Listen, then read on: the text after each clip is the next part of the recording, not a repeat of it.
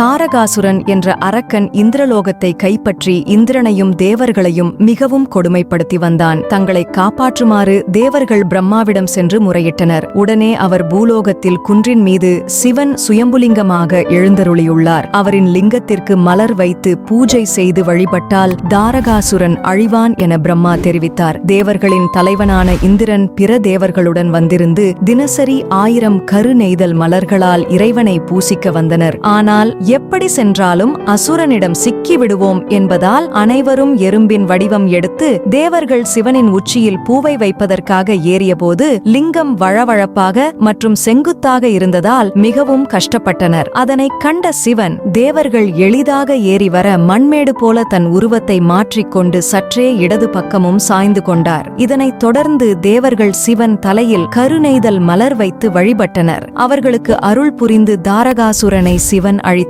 எறும்பின் வடிவமாக வந்த தேவர்களை காத்த ஈஸ்வரர் என்பதால் இவர் எறும்பீஸ்வரர் என அழைக்கப்படுகிறார். தலை வணங்கி போற்றும் அடியாருக்கு இறைவனும் தலை வணங்கி அருள் செய்கிறான் என்பதை உணர்த்தவே இங்கு பெருமான் இன்றும் திருமுடி சாய்த்த தலை வணங்கிய கோலத்தில் காட்சி தருகிறார்.